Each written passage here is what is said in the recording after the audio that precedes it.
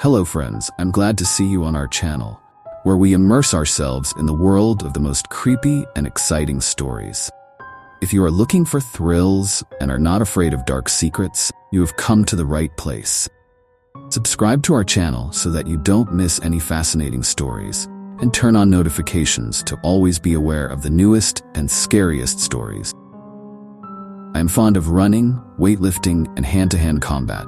In the small town where I grew up, there is nothing else to do, either exercise or drink. In between workouts, I read books. I read everything in the local library several times, but there were no novelties in the bookstore. Here, as if for evil, internet was turned off. To escape from boredom, I decided to visit my grandmother, who lives in the village of Longwood, 300 kilometers from our town. I think I'll spend a week there. Holidays, the air is fresh, the nature is clean, just fine. I even forgot about training for the first 2 days. I walked around the village, enjoyed nature, helped my grandmother with household chores, and in the evening I gathered with the locals. We sang songs to the guitar and exchanged stories. On the third day in the morning, I woke up with a hangover after the locals treated me to moonshine. From time to time I went outside, drank milk, and did warm-up exercises. Later, I decided to do a cross-country run. I chose a route through the forest. 10 kilometers one way, a short walk, and then back. The summer forest was great, but to my disappointment, the tall grass made it difficult to run.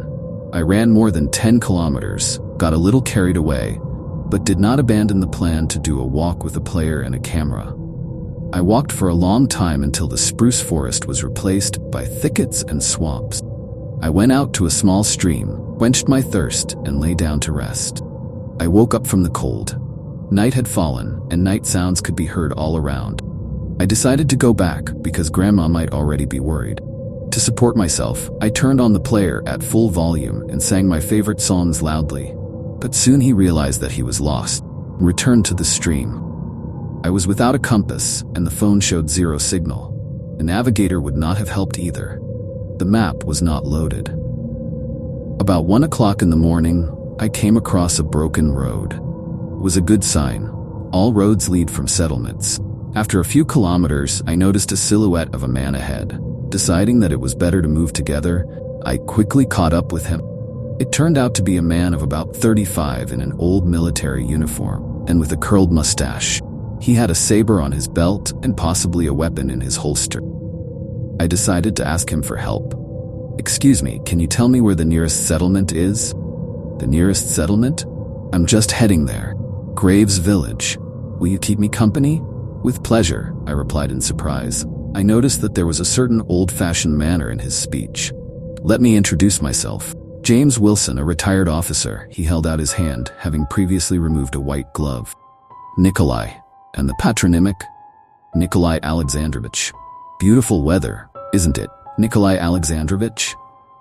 "Yes, but I would like to get some sleep and eat, to be honest." James Wilson continued to tell many interesting things. Knew the history of the early 20th century, knew Latin, and told funny stories from the fronts of the First World War. It took me a while to realize that was what he called the First World War. He played his role of a retired officer perfectly. We reached Graves. I noticed that there was an ancient graveyard with tombstones on the left. James explained the way to Longwood to me and turned left. "James, where are you going?" "Home, my dear, home.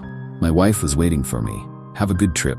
It was 7 kilometers to the house. I ran part of the way, walked part of the way. When I came to the courtyard, it was already dawn. I fell asleep on the porch, not wanting to wake my grandmother.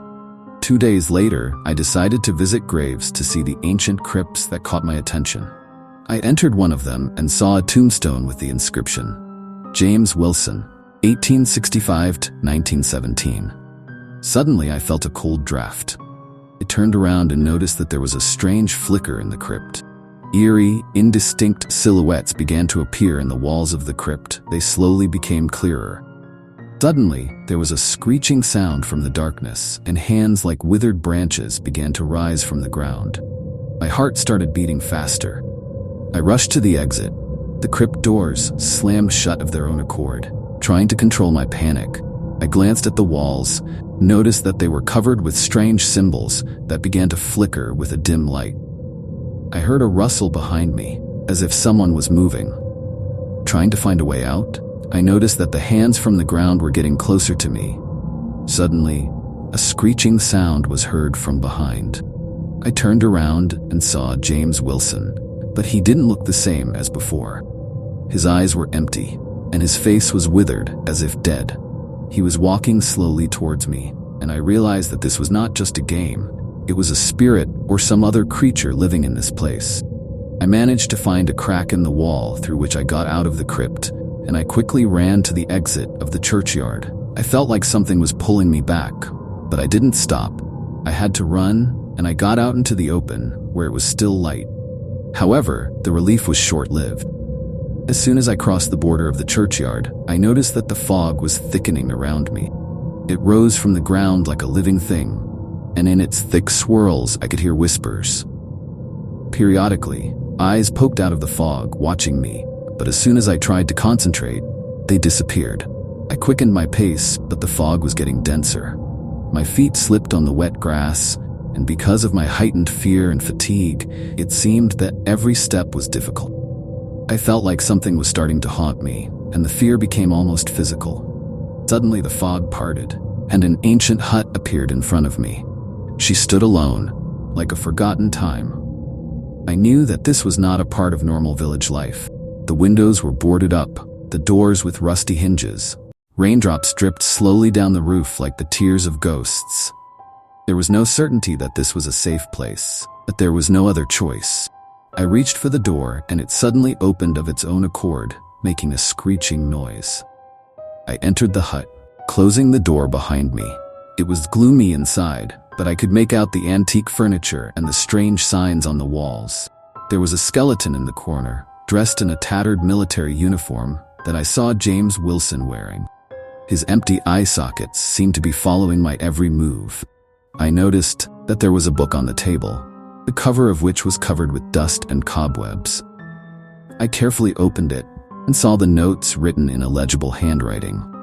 One of the entries talked about how the spirit of James Wilson and his henchmen guard their crypts and do not allow anyone to leave alive who dares to disturb their peace. Then I felt an icy hand on my shoulder. I turned around and saw a gloomy ghost in an ancient military uniform. It was James Wilson. His face was distorted in a grimace of pain and hatred. He raised his hand, from which the icy wind was coming, and I heard a crack. I tried to run away, but there was an indescribable feeling of horror in the air that made me move slowly. I grabbed the lamp that was lying on the table and started waving it in front of me, but the ghost just took a few steps away, not going to leave. With every move he made, the walls of the hut began to vibrate, and the hut itself seemed ready to fall apart. I noticed that darkness began to break through the cracks in the walls, from which even more creepy creatures came out, hideous, with creepy faces and clawed hands. They were slowly approaching, as if they were going to grab me.